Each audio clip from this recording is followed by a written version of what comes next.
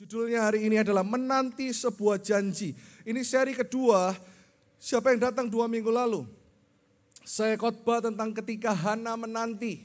Ya, anyway ada beberapa yang mungkin bingung, ada hamba-hamba Tuhan termasuk istri saya yang pagi tidak kelihatan. Mereka sedang observe di New Life Kids.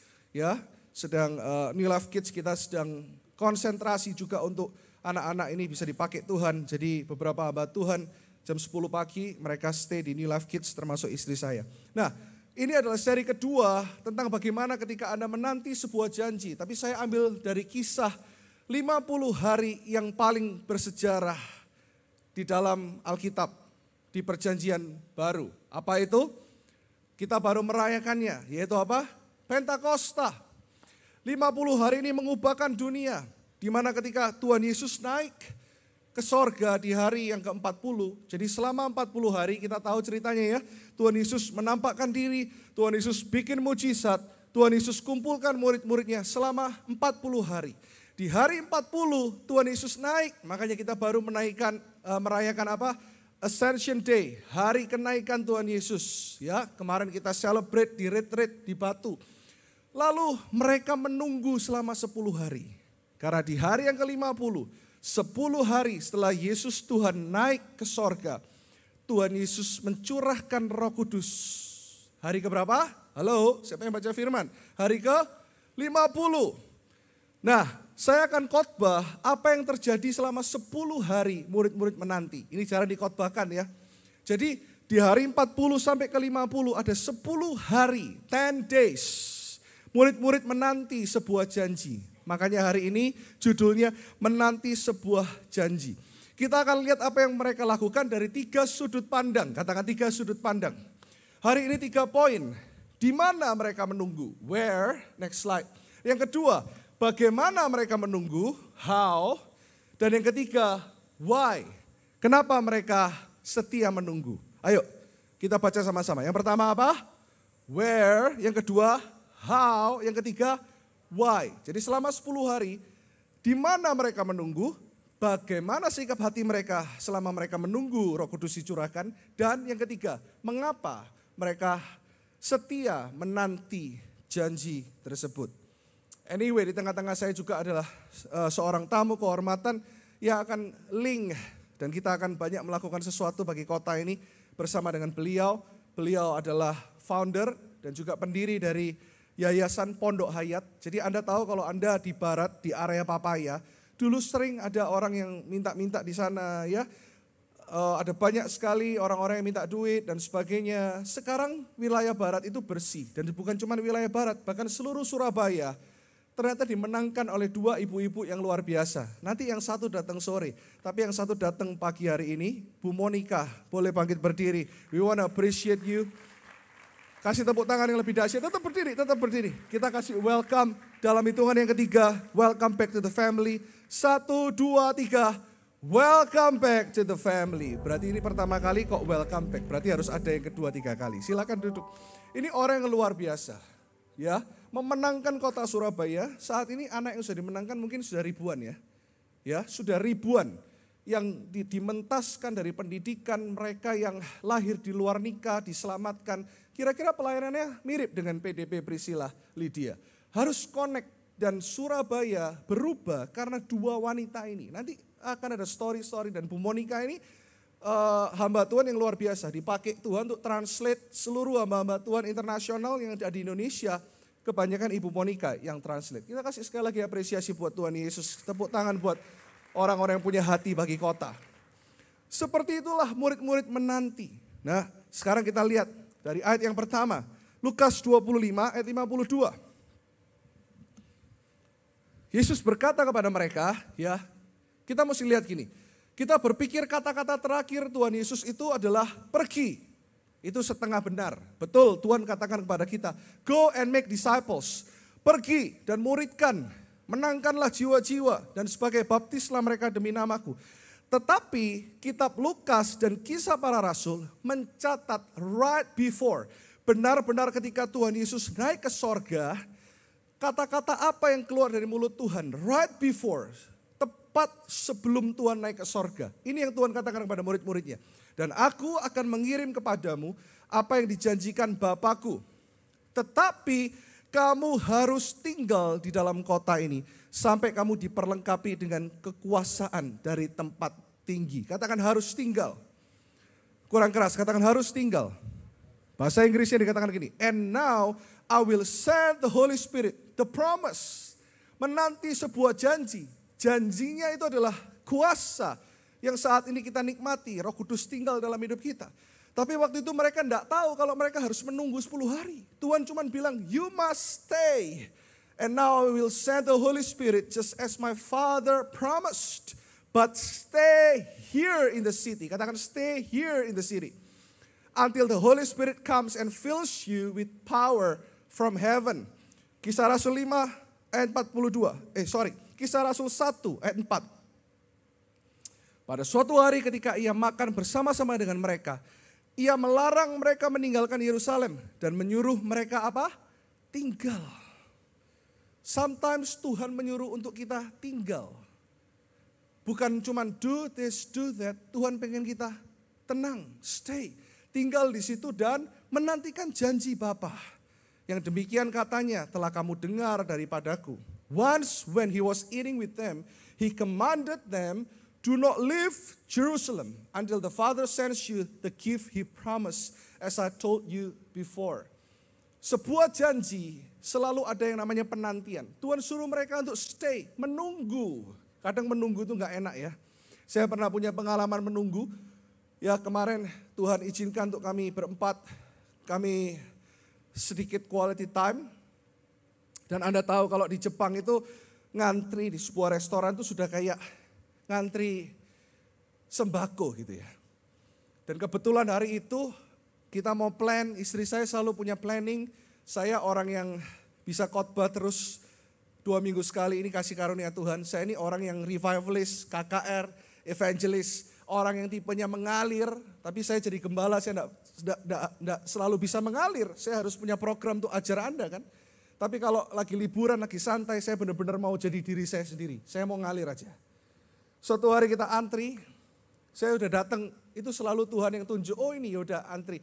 Waktu antri, saya karena orangnya gak bisa diem, saya doa aja selalu, bahasa roh aja saya selalu jalan. Saya bilang istri saya dan anak-anak, izinkan saya pergi ke restoran-restoran sebelah.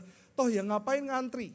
Karena ngantri itu gak enak. Lagian makan sini semua podohai lah, gak usah ngantri-ngantri. Istri saya bilang, udahlah ini yang sudah ada di schedule, turutilah. Anak saya nomor 2 ini kayak saya, suka break the rules. Suka iseng maksudnya gitu ya. Saya jalan ke sebelah malah saya tanya, bisa makan di sini baru buka. Ayo arigato, oh ya yoshinoya. Saya cuma bisa bilang gitu ya. Saya ngomong sama dia, boleh makan? Oh harus booking 2 hari, sorry, hari ini full. Oke, saya pergi lagi. Ternyata semua ngantri, udah saya balik lagi. Kan saya ini cuma mau ngisi waktu. Waktu saya balik lagi ternyata antriannya lumayan sudah hampir depan. Karena kita datang right before Tuhan naik ke sorga itu. Right before restoran itu buka. Lalu waktu saya ngantri, tiba-tiba udah seneng-seneng, udah lapar. Pas tempat di mana harusnya saya masuk dan belakang masih banyak yang ngantri. Kita seneng banget ya kalau lihat orang banyak ngantri di belakang, ya kan? Kita dalam hati pasti kuapok mukapan, kan gitu kan ya. Inilah manusia. Ya, pendeta juga manusia. Saya pengen kasih tahu mereka sarang yuk, ngantri yo. Aku sudah dari tadi. Begitu harusnya saya masuk. Itu si Oni. Apa itu? Kalau bahasa itu Oni kan bahasa Korea ya. Ini orang Jepangnya keluar bilang gini, sorry, full. Wait. Padahal kita ini sudah mau masuk. Wait. Saya langsung ngomong sama istri saya, udah cari Yoshinoi aja. Ngambek. Istri saya bilang sabar, udah cari yang lain. Nanti kamu sabar. Bayangkan udah mau masuk suruh nunggu. Itu terjadi bukan dalam kehidupan kita. Kok Tuhan udah janji? Tuhan ajar saya waktu itu bilang gini, ini bukan Indonesia, banyak orang kenal kamu. Di sini puji Tuhan gak ada orang yang kenal, jadi lebih privacy. Tapi juga gak ada orang yang bisa, ayo pastor masuk duluan, enggak. Ya wis saya tunggu. Waktu itu Tuhan ajari saya banyak. Dan Tuhan ngomong tentang firman ini. Menanti itu memang kadang gak enak, betul? Siapa yang bilang enak? Jujur. Siapa yang bilang, iya kadang menanti itu gak enak. Angkat tangan. Kadang kita maaf ya, waktu kita mau pup, kita harus tunggu itu. Gak bisa keluar, gak enak kan? Katakan kanan kiri, enak atau gak enak? Senyum, berikan senyum, katakan, nggak enak toh. Terus gini, katakan kanan kiri lagi, jangan-jangan kebelet ya. Oke, yang pertama, di mana mereka menunggu? Kita lihat saat ini di Lukas 25 ayat 52-53.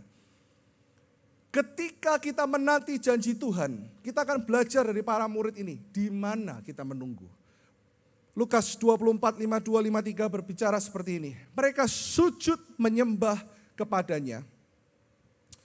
Di dalam 10 hari itu, mereka spend their time. Mereka meluangkan waktu mereka untuk sujud menyembah kepadanya. Lalu mereka pulang ke Yerusalem dengan sangat bersuka cita. Ternyata menanti dalam Tuhan itu bisa bersuka cita. Bagaimana bersuka cita? Katakan, wuh! Kurang semangat. Bagaimana bersuka cita? Katakan, yeay! Bagaimana tepuk tangan orang yang bersuka cita?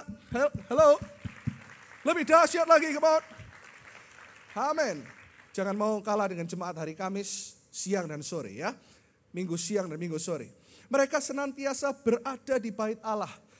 They continuously, mereka senantiasa berada di bait Allah dan memuliakan Allah. So they worship Him, they return to Jerusalem filled with great joy. Katakan great joy. Ini bahasa Inggrisnya. And they spend all of their time in the temple. Praising God. Dalam masa menanti janji Tuhan, mereka ada di tempat yang tepat. Mereka meluangkan waktu untuk ada di rumah Tuhan, menyembah Tuhan. Ingat khotbah saya 2 minggu lalu, ketika Hana menantikan Samuel itu, dia memilih untuk closer. Seperti lagu tahun ini, I wanna be closer. Mereka menyembah Tuhan. Closer, closer to you, Lord. But they worship Him in the temple. Dan kita lihat yang kedua. Mereka bukan cuma ada di temple seperti kita. 1 minggu sekali kita ke gereja, it's good. Siapa yang percaya, kita setiap minggu di tempat ini. Ketika firman diberitakan, hidup kita berubah. Angkat tangan. Itu yang mereka lakukan ketika mereka menanti janji Tuhan. Mereka pergi beribadah continuously. Tapi ada yang kedua, waktu Tuhan singkapkan rahasia ini. Saya baru ngeh dari cerita 10 hari apa yang mereka lakukan itu. Mengingatkan kita di Kisah Rasul 5 ayat 42. Mereka bukan hanya pergi ke gereja 1 minggu sekali seperti kita. Celebrate in the temple. Tapi lihat Kisah Rasul 5 42. Dan setiap hari mereka melanjutkan pengajaran mereka di bait Allah dan di rumah-rumah orang. Katakan bait Allah dan di rumah-rumah orang. Halo? Dan memberitakan Injil tentang Yesus yang adalah Mesias. And every day in the temple and from house to house. Di mana mereka menanti janji Tuhan? Katakan in the temple, di rumah Tuhan. Katakan di rumah Tuhan. Dan di rumah-rumah. Katakan sekali lagi, di rumah Tuhan dan di rumah-rumah.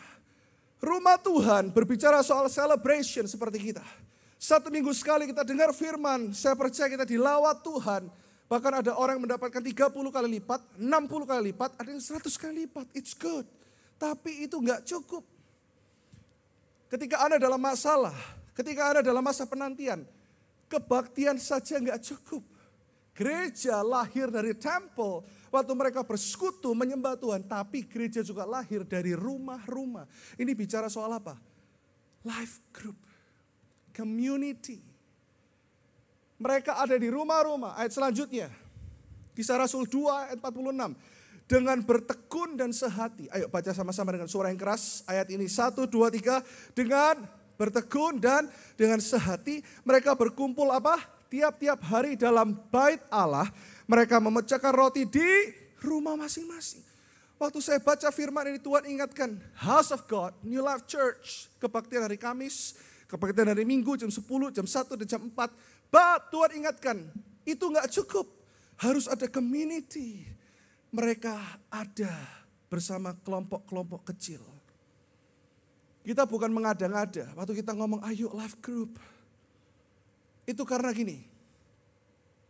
Gereja semakin berkembang. Seperti ketika Musa melihat jemaat itu semakin banyak. Life group ini adalah idenya Tuhan. Tuhan memberitahu kepada Musa, pecahkan mereka dalam kelompok kecil. Ada yang 10, 50, 100 dan sebagainya. Dalam kelompok kecil, Anda akan dikuatkan ketika engkau dalam masalah. Kau dalam penantian ada yang berdoa untuk Anda. Anda gak cuma bingung, wah kalau aku sakit siapa yang doakan aku? Ya kelompokmu ini. Saya sangat bersuka cita kemarin saya ngomong sama Pastor Carsten, saya ngomong sama istri saya, kita duduk semeja. Kita lihat dari satu wilayah life group saja, sudah ada hampir 100 orang di 4 life group dalam satu wilayah. Dan waktu saya lihat wajah mereka, saya terharu. Tuhan ingatkan orang ini pernah dipulihkan. Orang ini pernah ada di dalam kehidupan yang tidak enak. Bahkan ada salah satu orang yang dulunya pernah ada di penjara, dilayani oleh tim prison ministry, oleh PDP Priscilla dan tim diakonia, lalu dibawa ke life group ini. Sekarang orang ini sudah bekerja di Bali, orang ini dipulihkan, orang ini sudah berkeluarga.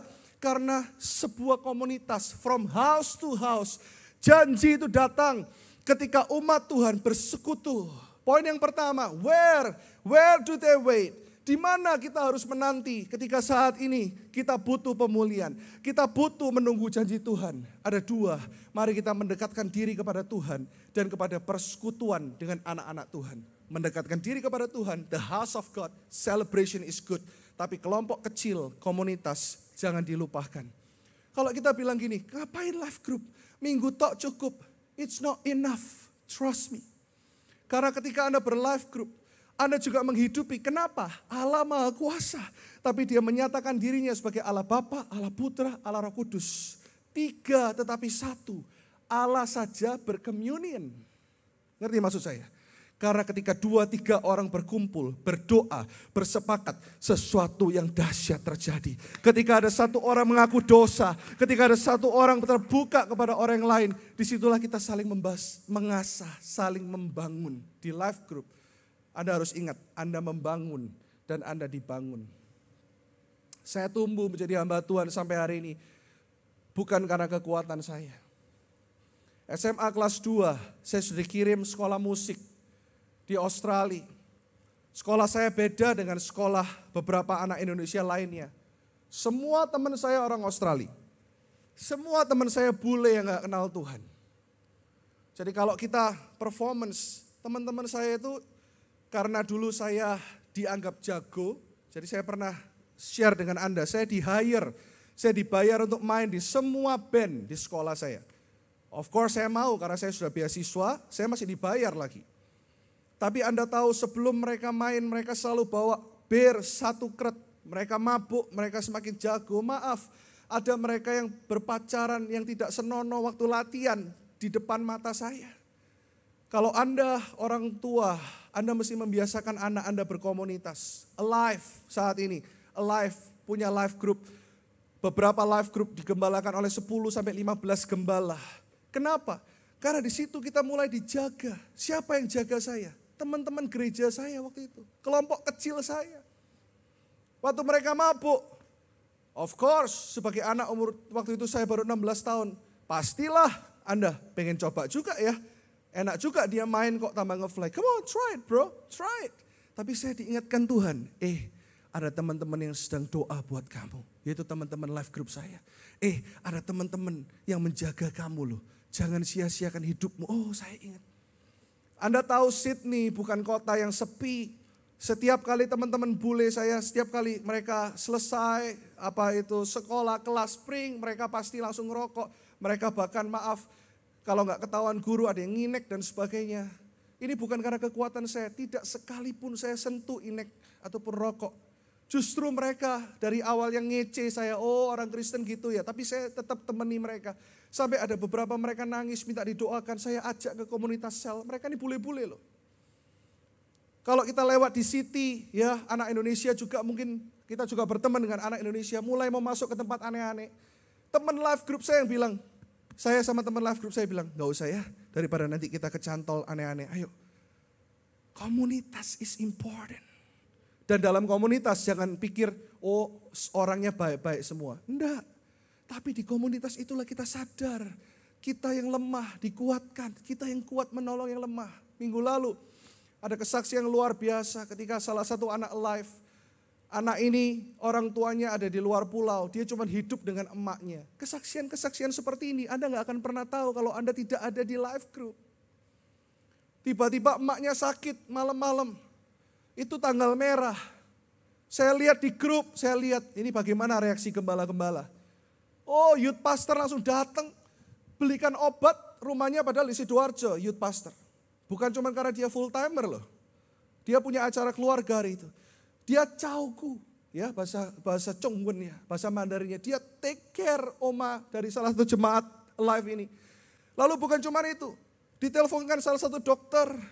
Banyak dokter di New Life, tepuk tangan buat dokter-dokter ini luar biasa, mereka selalu tanggap. Dan Anda tahu, besok paginya nangis. Ini emak sebatang kara, emak punya komunitas lain sih, cuman aku di Alive. Gimana ini? Orang tuanya sudah ada di Bali, dia cuma tinggal sama emaknya di dekat gereja sini. Besoknya itu, saya lihat gembalanya datang. Ayo tak antar. Bu Ninis, kepala kantor datang. Ayo tak urusin rumah sakitnya. Youth pastor bilang, aku dari Sidoarjo, nanti aku nyusul ya. Gembalanya bilang, gak usah, kita udah take care, kita ada di rumah sakit ini. Kita udah take care biayanya, kita udah telepon anaknya, jadi ini cucunya kan, sudah telepon mamanya anak ini, sudah di take care. Terus aku udah bawain KFC buat cucunya makan, aku belikan bubur buat emak ini makan. Wow, wonderful. Gak ada hubungan darah, tapi ada keterikatan batin di mana keluarga Kristus ketika you are strong, you are inbound, Anda dalam ikatan satu sama lain, ada pemulihan terjadi. Saya nangis, saya bilang ini, bravo. Kalian benar-benar gembala. Gembala bukan cuma senang-senang nyanyi-nyanyi, no. Tapi gembala mengalami. Gembala benar-benar sacrifice. What about you? Di saat Anda lemah, Anda gak selalu bisa call Pastor Irwan. Bukan Pastor Irwan gak mau di call, tapi gembala sidang. Kita take care begitu banyak jemaat. Tapi Anda mesti punya gembala-gembala kecil. Yang tahu kehidupanmu. Di mana engkau mau jatuh dalam bisnis, mereka doakan engkau. Ada tantangan, mereka angkat engkau. Dan yang kedua, bagaimana murid-murid ini menunggu? Ini yang penting. How, bukan cuma where. Tadi yang pertama kita belajar where, yaitu di rumah Tuhan dan di komunitas kecil, yaitu life group. How, bagaimana mereka menunggu Roh Kudus dicurahkan. Sebuah janji itu, Tuhan gak pernah kasih tahu loh, hari ke-50 ya, Roh Kudus dicurahkan. Tuhan biarin aja mereka nunggu. Tapi bagaimana mereka menunggu? Mereka menunggu dengan tepat. Kisah Rasul 1 ayat 14. Mereka semua bertekun dengan sehati dalam doa bersama-sama. Katakan doa bersama-sama. Dengan beberapa perempuan serta Maria ibu Yesus. Dan dengan saudara-saudara Yesus. They all met together. Mereka tetap setia di life group. Mereka setia melayani di rumah Tuhan. Dan were constantly united in prayer. Mereka constantly, secara konstan, mereka berdoa bersama-sama. Along with Mary, the mother of Jesus. Several other women and the brothers of Jesus. Wow. Kita lihat ayat selanjutnya. 1 Samuel 1 ayat 12. Ketika Hana menanti janji Tuhan. 2 minggu ini saya bahas. 2 minggu yang lalu, siapa yang belum dengar khotbahnya angkat tangan. Anda dengarkan di YouTube. Ketika Hana menanti Samuel. Apa yang dia lakukan? Ketika perempuan itu terus-menerus berdoa. Katakan terus-menerus berdoa. They are praying di hadapan Tuhan. Maka Eli mengamati mulut perempuan itu. Ketika Anda menunggu janji Tuhan. How? Mungkin Anda tanya, Pastor, bagaimana menunggu dengan benar? Pray. Slide selanjutnya. Pray, katakan pray. Kita kadang-kadang lupa bahwa doa itu punya kuasa. Kita lihat saat ini. Cepat saja bagaimana jemaat mula-mula berkembang. Mereka sungguh-sungguh hidup di dalam doa. Mereka punya gaya hidup berdoa. Sebenarnya berdoa itu apa sih? Simple. Berdoa means communication. Di pagi hari ketika Anda, thank you Jesus. That's a prayer. Waktu Anda di mobil, Anda mengalami masalah, di telepon, di kantor, ada sesuatu yang berantakan, tidak sesuai dengan keinginan Anda, tidak sesuai dengan keinginan Anda cuma berkata, aduh Tuhan tolong. That's a prayer. Melibatkan Tuhan dalam segala sesuatu, itulah doa. Apakah Anda berdoa sebelum Anda memulai usaha? Apakah Anda berdoa sebelum Anda menghadapi karyawanmu yang bermasalah? Apakah Anda berdoa sekalipun karyawanmu tidak kenal Tuhan, kumpulkan mereka untuk berdoa? Pray. Kita lihat Dengan cepat Anda boleh capture, Anda boleh foto. Saya nggak akan bahas satu persatu, saya akan bacakan. Gaya hidup. Saya kaget waktu Tuhan tunjukkan ini. Waktu saya study ini buat jemaat, Tuhan katakan gini, buka Kisah Para Rasul. Dari pertama sampai 28, selalu berdoa. Dan Anda tahu apa yang mereka lakukan itu berdampak sampai hari ini. Ada New Life Church, karena 2000 tahun yang lalu, ada orang-orang yang tekun berdoa. Kisah Rasul 12 ayat 1 sampai 11. Orang percaya berdoa ketika Petrus di penjara. Selanjutnya, Anda baca sendiri ayatnya. Orang percaya berdoa, berpuasa sebelum mengirim Barnabas dan Paulus. Sebelum mereka mengutus misi, mereka berdoa. Paulus dan Silas berdoa dan Tuhan membuka pintu penjara. They pray, then God opens the prison door. Kisah Rasul 27, Paulus berdoa di tengah hiruk pikuknya badai. Selanjutnya setelah badai berhenti, Paulus berdoa lagi supaya orang sakit disembuhkan. Next slide. Tadi belum selesai, tadi baru 5. Ada lagi. Orang percaya berdoa ketika Petrus di penjara. Orang percaya berdoa dan berpuasa. Next slide, nextnya ini. Door, ya. Petrus berdoa, orang Samaria menerima Roh Kudus. Saul berdoa setelah menerima Tuhan Yesus. Petrus berdoa lagi sebelum membangkitkan Dorcas si mati itu. Cornelius berdoa supaya Tuhan menunjukkan jalan keselamatan. Petrus berdoa dan Tuhan memberitahukan dia tentang Cornelius. Pray. Communicate with God. Tahu apa yang Tuhan mau. Punya hubungan yang closer dengan Tuhan sesuai tema kita hari ini. Mendekat kepada Tuhan. Mendengarkan apa yang dia mau. Mendengarkan hikmatnya Tuhan. Apply it in our life. Pray. Do you pray? Saya mau ingatkan jemaat. Apakah Anda berdoa? Apakah Anda tahu bahwa Tuhan adalah Tuhan yang berdoa untuk Anda?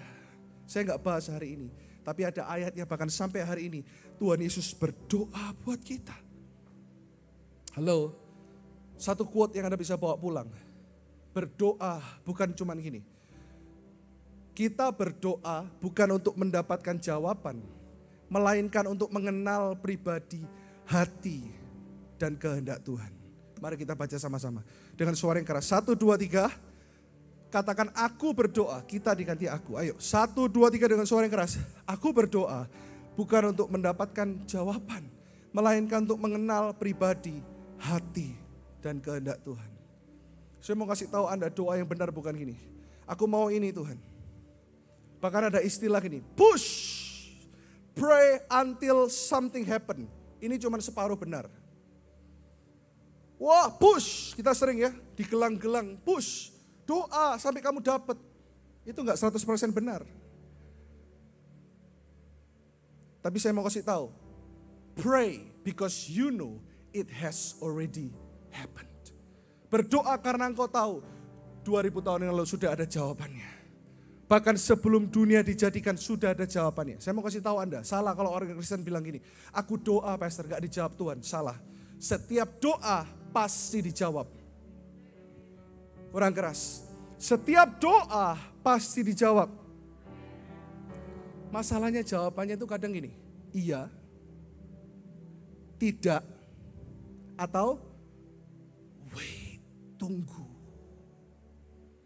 Makanya saya kalau ada orang gini, jemaat bilang, aku lo doa pastor untuk punya anak. Gak dijawab-jawab. Sudah dijawab. Belum punya kan? Berarti belum siap. Aku lo pastor doa untuk jodoh. Gak usah. Kalau kita selalu doa untuk tujuan, motivasinya berdoa untuk sesuatu, tidak ada bedanya kita dengan agama lain. Amin. Aku doa supaya, no. Doa itu simple. Tuhan, Engkau percayakan aku bisnis ini. Apa yang harus aku lakukan dengan ini untuk aku bisa jadi berkat? Itu doa yang benar. Kalau kita cuman doa, yang penting aku dapat sesuatu. Banyak orang Kristen yang mentalnya transaksi sama Tuhan.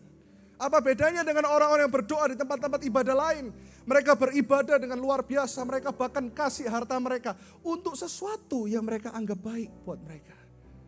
Tapi kalau kita berdoa, kita tahu Tuhan telah memberikan yang terbaik buat kita. Tuhan telah menolong kita. Tuhan telah beserta kita. That's why when we pray, we feel freely to worship Him. Waktu kita berdoa, harusnya kita bilang ini. ku tinggikan. Tahu lagu ini kan? Namamu Yesus, ku angkat tinggi panjimu, ku bersujud dan menyembahmu, Raja segala raja. Waktu kau berdoa, itu kan kau menyembah. Artinya waktu jemaat berdoa, menyembah, hatimu akan semakin seperti hatinya dia. Ini yang benar. Pikiranmu akan semakin seperti pikirannya dia. Boleh bawa keluhan, boleh Tuhan. Anakku ini belum merit Tuhan. But I know your timing is the best. Bukan doanya khawatir. Aduh Tuhan, mantuku sitok itu Tuhan. Tuhan, moro tuaku itu Tuhan. Cocoknya gak mandek-mandek Tuhan. Boleh gak mengeluh? Boleh. Tapi setelah itu gini. Tapi tetap cocoknya juga Tuhan yang ciptakan. Kasih aku hati untuk mengasihi. Doa itu simple. Waktu Anda berdoa, Anda akan semakin seperti Yesus. Itu baru doa yang benar. Kalau kita cuma doa minta, agama lain juga bisa. Tapi Tuhan katakan aku telah memberikan yang terbaik buat kamu. Saya kasih hal yang simple. Doakan segala sesuatu. Waktu kami diberikan 2 putri. Banyak orang bilang nambah lagi lah. 1 cowok supaya nanti teruskan jadi gembala sidang. Cewek juga bisa jadi gembala sidang kok. Dan belum tentu anak saya atau anak Pastor Karsten mau jadi gembala sidang. Betul kan? Saya berdoa buat mereka. Dari sejak mereka lahir, mereka bertumbuh. Kita gak sok-sokan jadi orang tua yang ngerti. Ya, baca buku parenting it's good. Tapi manualnya ada dalam firman Tuhan. Saya tanya, bahkan saya kasih nama mereka pun kami berdua berdoa. Yang pertama namanya Ivanka, artinya God is gracious. Karena tepat di mana Ivanka lahirlah gereja ini. Lalu anak kedua nongol, yang gak disangka-sangka. Kita juga tidak tahu apa yang terjadi, tiba-tiba istriku hamil. Loh, kok sudah hamil lagi? Rencana kan 5 tahun baru punya anak lagi, gak tahu. Tapi Tuhan tahu-tahu waktu itu agak khawatir. Karena waktu itu gereja jemaat kita baru 50-70 sedang membangun banyak pembangunan, banyak dana yang kita butuhkan. Kita sibuk sekali. Kita juga masih membangun jadi keluarga muda. Tiba-tiba istri saya hamil lagi. Khawatir, kok hamil lagi? Apa yang terjadi? Saya tanya, lu gak tahu apa yang terjadi lah. Salahmu, ya salahmu juga. Lalu waktu kita berdoa, ini segala sesuatu kita berdoa, Tuhan tahu-tahu bilang gini, don't worry, anak yang kedua ini juga kehendakku, she will be very beautiful too. Istri saya lalu tenang dengar suara Roh Kudus, dia akan cantik, manis dan pemberani. Kita kasih namanya Kayla, Tuhan kasih nama Kayla artinya pure, murni. Ya, Kayla Irina artinya peace. Ini fotonya, ada yang beberapa mungkin jemaat baru.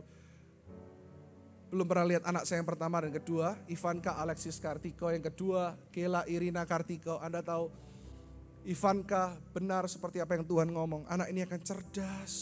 Saya tanya Tuhan, dan waktu usia mereka muda, kita sudah kira-kira tahu nanti mereka mau kuliah apa. Lewat mana? Doa. Jangan kayak dulu teman-teman saya ya, sekolah sampai SMA, mau kuliah apa? Mbowis, tiai. Orang tuanya juga gak pernah berdoa, nanti kuliah apa? Mbowis. Ayo, siapa yang kira-kira zaman ini kayak saya? Terus lulus SMA saya tanya gini, kalau enggak tahu mau kuliah apa, kira-kira nanti kuliah apa? Wis gampang, kalau enggak tahu kuliah apa ya kuliah bisnis. Betul kan? Saya tanya Tuhan, Ivanka benar-benar cerdas. Kemarin Ivanka dapat 7 awards, 7 penghargaan di sekolahnya, di seluruh tingkat. Cuman dia, bukan cuma di kelas, tapi di seluruh tingkat kelas 5. Dialah satu-satu yang dapat 7 penghargaan. Selama ini 5 penghargaan sudah mentok, ada yang 6. Ivanka dapat 7. Dan Ivanka juara ini, juara itu, daftar sendiri ikut ini. Orang tua nanya, kok bisa dia dari kecil, dia kalau ngomong Inggris itu udah kayak orang bule, native. Bukan karena sekolahnya dia sekolah internasional, tapi karena dia memang berbakat. Dia ngomong Mandarin, kalau Anda yang lihat di Insta story saya, Anda terharu kalau Anda lihat dia ngomong Mandarin. Dia bisa, 大家好，我是Ivanka哦， Wah, pokoknya ngomongnya itu. Tapi kalau diajak ngomong papanya kadang malu. Ngomongnya lancar. Saya selalu tanya sama dia. Dan dia cinta Tuhan luar biasa. Dia itu dewasa sekali, bisa berdoa untuk kota, berdoa untuk kebangunan rohani. Saya juga ngerasa saya nggak ajarin gimana-gimana. Saya nggak pernah, jangan dikira saya agamawi loh, di rumah terus bersujud. Pengakuan iman rasuli, pengakuan iman GBI. Enggak, mereka mengalami Tuhan. Dan Ivanka ngomong sama saya gini, I also don't know Papa, dia bilang. Aku nggak tahu. Bahkan ini saya belum minta izin ya. Nanti saya minta izin sama Iva deh, mau cerita dulu. Dia berdoa untuk sesuatu. Lalu dia dapat penglihatan dari Tuhan. Sesuatunya gak saya ngomongin deh. Terus dia ngomong gini, ini bukan barang kok. Pokoknya sesuatu yang dia doakan tentang keremajaannya dia. Lalu dia ngomong gini, Papa gak usah khawatir. Yaudah saya cerita aja deh. Anak saya kan cewek, mau kelas 5, kelas 6. Itu sudah mau akhir balik. Papanya ini lebih bingung dari mamanya. Nanti kalau ketemu Ivanka jangan ngomong ya, saya cerita. Saya bisa dimarah-marahin sampai 1 minggu nanti. Saya sudah, maaf ini saya cerita karena ini parenting. Saya bilang gini, Fa, kamu sudah mau gede ya. Saya ajarin ini, saya cuma ngomong satu aja lah. Saya bilang gini, kamu harus tahu belajar pakai softtek itu seperti apa dan sebagainya. Papa ini. Terus dia tuh saya doa sama Tuhan. Lalu dia besoknya ngomong gini, Pa, Tuhan ngomong Februari tahun depan aku akhir balik. Kaget saya. Nanti Februari tahun depan, jadi Papa gak usah khawatir aku pakai softtek tiap hari ya. Sampai Februari tahun depan itu loh, aku baru jadi remaja. Papa gak usah khawatir. Itu menemplak saya. Anak kecil aja bisa pray, tanya Tuhan tentang masa depannya. Dan dia selalu ngomong gini, Pa, jangan heran. Aku nih kalau dikasih dictation atau matematika, 30 menit aku lihat semua, seret, itu aku bisa. Ini namanya kasih karunia. Dia bukan cuma rajin, tapi dia memang pinter banget. Dari kecil Tuhan sudah ngomong, anak ini akan universitinya kira-kira art, design, fashion, dia bisa semua sih. Saya doakan kamu nanti tinggal pilih satu nak, jadi pendeta. Dia bilang, ya nanti kalau suamiku pendeta aja, kalau aku lihat Papa repot banget jadi pendeta ya. Tapi anakku yang nomor 2, saya nggak pernah gini loh. Jangan gini, anak yang akademis pintar kita merasa dia lebih pintar. Gila, kalau Iva dapat 7 award, dia Agustus akan tanding di Thailand untuk lomba debate. Saya pulang kantor. Iva nggak ngomong 7 award, biasa buat dia. Dia dapat award tuh biasa. Tapi waktu saya sampai di pantry rumah, Kela gini, Pa, aku dapat award loh. Anak saya nomor 2, iya ta, aku dapat 1 award. Kita mungkin ngerasa, adiknya 1, cicinya 7. Nah saya peluk dia, wow that's great Kela. Kemarin aku sedih loh Pa, I was sad. Waktu mama tanya, kamu kira-kira dapat award gak? Aku pengen. Dapat 1 loh Pak. Terus dia udah bangga. Jami ya Pak ya. Kalau anak saya nomor 2 ini lain. Roh Kudus langsung bilang gini sama saya sejak dia bayi. Anak ini akan confident. Dia pede loh. C-nya dapat 7. Minta 8 karena saya bilang C. Gak ada 8 C 7. Ya tapi kalau bisa 8 kenapa enggak? Perfeksionis. Kalau Kela gampang bersyukur. Dapat 1 Pak. Awardmu apa? Bahasa Indonesia. Ini kalau dia lagi dapat di sekolah, Anda tahu. Wow, dari 2 anak saya ini. Yang nomor 2 ini penerobos. Kalau salah bisa jadi benar karena dia ngomong. Ini calon hamba Tuhan, ini luar biasa ini. Kalau ada maunya dia pepet terus. Ini orang yang bakal jadi CEO, bakal jadi PR-nya papanya. Anda lihat video ini waktu dia kecil. Anda bisa lihat bagaimana dia punya jiwa kepemimpinan yang luar biasa. Tuhan Yesus, terima kasih untuk hari ini. Itu tepatnya. Kami boleh datang memuji, bersorak-sorai, memuliakan namamu. Kela itu tepatnya. Dan bertemu doa aja makan, nggak mau tutup mata. Dengan teman-teman kami. Nanti dengarkan di bagian terakhir dia ngomong apa. Dan jika sebentar kami akan pulang. Berkati kami di jalan agar sampai di rumah dengan selamat. Terima kasih Tuhan. Dalam nama Tuhan Yesus. Ya play dulu. Amin. Amin. Amin. Doa kok lancar. Miss kirim ke mama ini. Kayla, Miss kirim ke mama loh. Doa kok mama. Tutup mata. Loh itu gimana? Dia suruh doa, dia ngomong waktu dia masih kecil ngomong, tadi Kela tidak disuruh doa kok, Kela cuma disuruh tutup mata. Kela tutup mata loh, itu dia ngomong gitu. Oh, saya tahu, oh anak ini sekolahnya pasti member-member papanya ini. Musik, tanding-tanding itu dia pinter, gimnastik.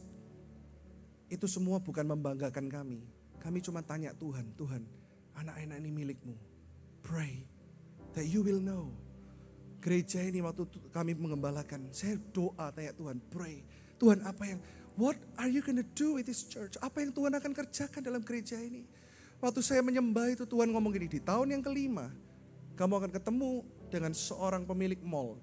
Dahsyat, ceritanya pokoknya detail. Kamu akan punya tempat yang lebih besar, kapasitas kira-kira 1.000 orang, tidak ada pilar. Tuhan ngomong jelas. Dan di tahun yang kelima bulan Desember, lalu saya ketemu dengan orang yang nawari tempat ini. Doa. Pray. Katakan kanan kirimu, pray. Saya minta waktu 10 menit lagi boleh? Karena kalau saya lanjutkan poin yang ketiga ini tanggung minggu depan. Waktu saya habis, baru habis. Tapi saya minta tambahan 10 menit, oke? Halo? Poin yang ketiga, why? Yang pertama tadi, where ya? Di mana? Yang kedua, how? Bagaimana? Pray.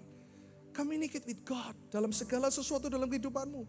Kalau saya punya waktu 2 jam, saya mau kesaksian banyak dari mana tentang doa Tuhan membangun.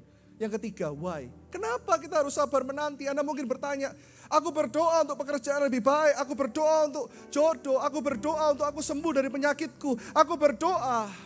Kenapa? Kenapa aku harus menunggu? Kenapa Tuhan dalam hari ke-40 tidak langsung ngomong, ya 10 hari lagi. Tuhan cuma bilang, wait. Why? Kenapa? Karena Dia Allah yang berdaulat dan Dia tahu waktu yang terbaik. Ada lagunya kan, waktu Tuhan pasti yang terbaik. Walau kadang tak mudah dimengerti, lewati cobaan ku tetap berdoa. Waktu Tuhan pasti yang Kenapa Anda harus menunggu sih? Because God is all knowing. Karena Tuhan itu Allah yang maha tahu. Ini yang harus Anda tahu. Dan yang kedua, Dia bukan hanya maha tahu, but He is all loving. Dia juga adalah Tuhan yang maha mengasihi. Dia tahu yang terbaik. Dalam masa menunggu, Dia ingin membangun hubungan closer dengan engkau. Ayat terakhir Ibrani 11 ayat 1. Lalu saya akan selesai. Iman adalah dasar dari segala sesuatu yang kita harapkan. Dalam masa menunggu, Tuhan ingin mengerjakan sesuatu dengan iman kita. Iman Kristen kita. Tuhan ingin supaya kita mengenal kehendak Bapa di sorga. Tuhan ingin supaya kita bukan hanya aku, tapi Kristus di dalamku. Bisnisku, keluargaku, bukan aku lagi, tapi tujuan Tuhan dalam hidupku. Itu tujuan Tuhan. Kenapa engkau harus menunggu? Dan iman adalah dasar dari segala sesuatu yang kita harapkan. Selama engkau hidup, Anda pasti menanti sesuatu. Karena Tuhan ingin membangun harapanmu. Tuhan ingin membangun hubungannya denganmu. Kemarin waktu saya siapkan firman ini Tuhan bilang, kenapa orang bunuh diri? Karena mereka sudah tidak punya harapan. Anda bersyukur Anda dalam penantian, karena dalam penantian ada harapan. Ada orang kaya punya mansion, kenapa masih bunuh diri? Punya Ferrari 10, punya Maserati. Ketika orang sudah punya segalanya tapi tidak punya Tuhan, there is no hope. Makanya orang gantung diri. Gak ada lagi yang diharapkan. Tapi ketika kau menunggu, ada harapan bukan? Halo. Dan harapan itu bukti dari segala sesuatu yang tidak kita lihat. Anda belum lihat hari ini, but God, Tuhan sedang membangun imanmu. Tuhan sedang membangun pengharapan di dalammu. Tuhan sedang membangun hubungannya dengan engkau. Contoh yang terakhir, Abraham dan Sarah menunggu 25 tahun untuk punya anak Ishak. Kenapa sih Tuhan? Kenapa enggak di tahun 24 aja Tuhan kasih tahu? tahun depan kamu akan punya anak. Kok Tuhan repot banget sih? Kadang kita mikir gitu kan. Abraham dan Sarah dikasih tahu 25 tahun sebelumnya. Abraham, engkau akan punya keturunan. Dan keturunanmu akan menjadi bangsa yang besar. Lihatlah, pandanglah langit. Wow, dia amazing. Menanti seperti murid-murid menanti 10 hari itu.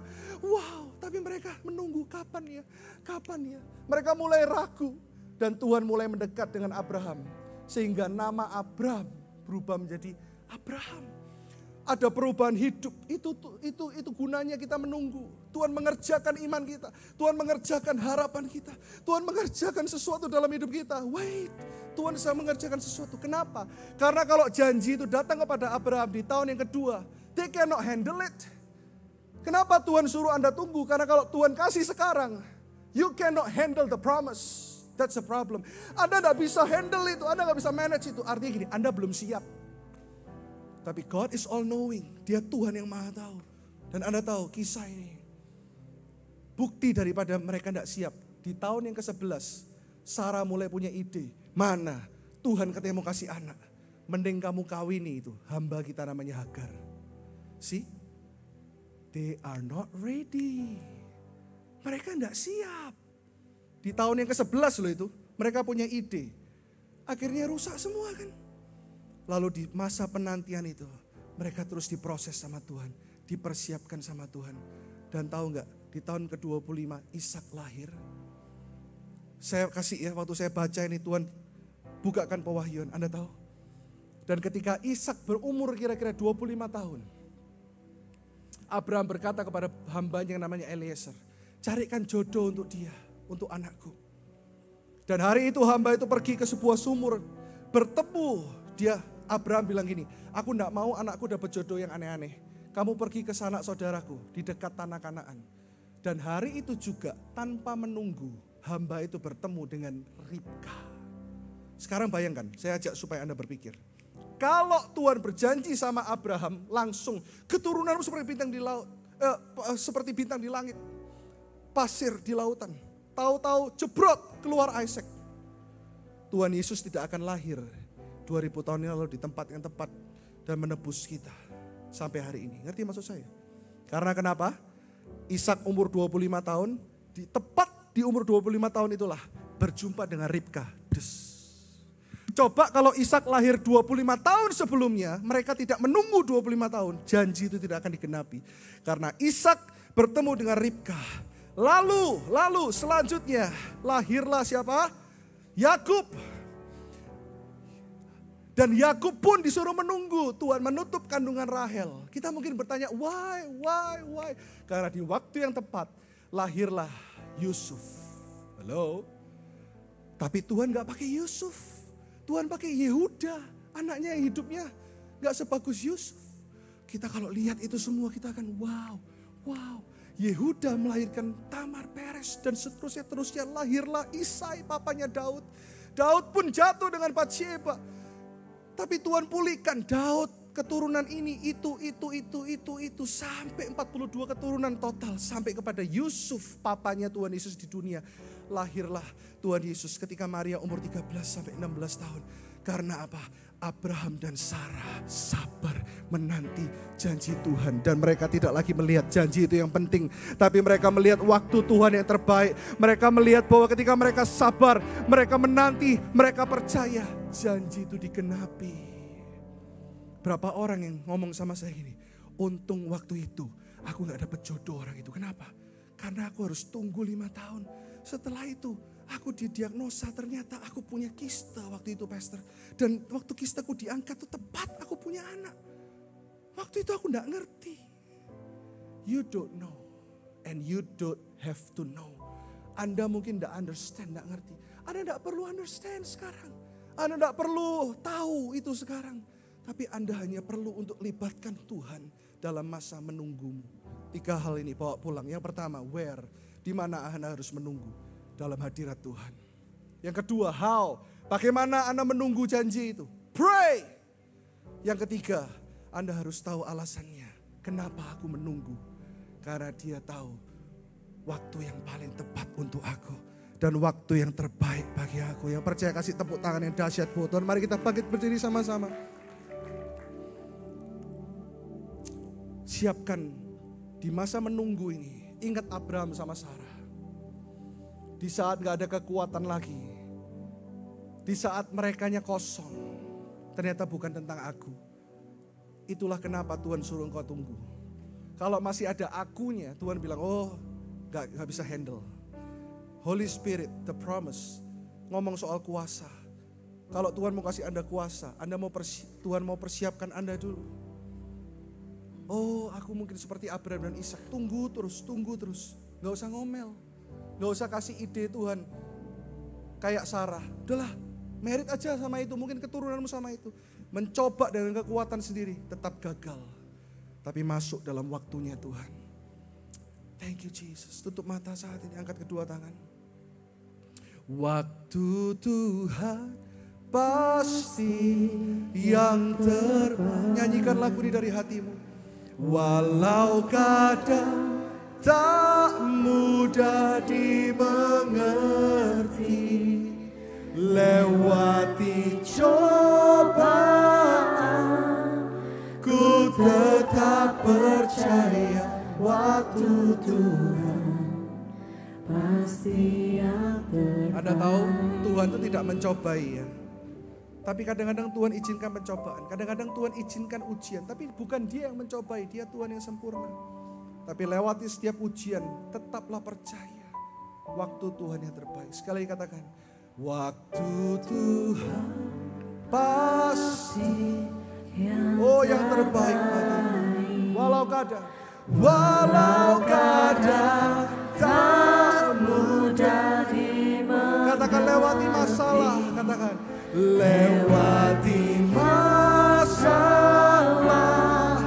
ku tetap percaya waktu Tuhan pasti yang terbaik. Oh, angkat kedua tanganmu sekali katakan. Waktu Tuhan pasti yang terbaik.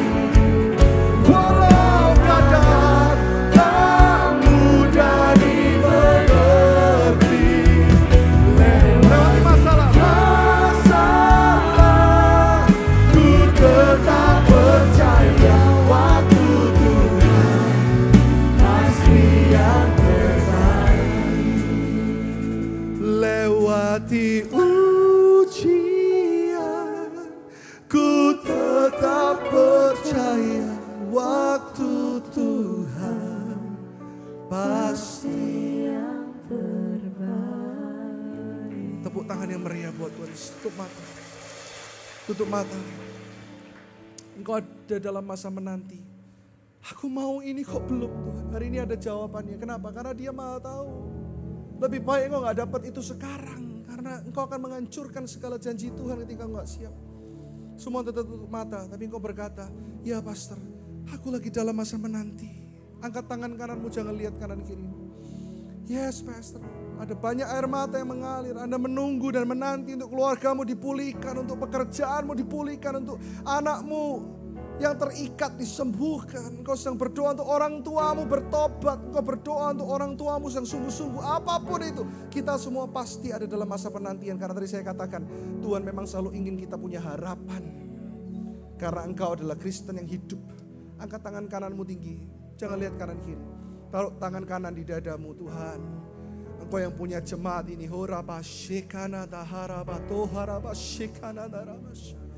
His presence is so strong. Kami tahu Tuhan, Kau sedang melawat kami Tuhan.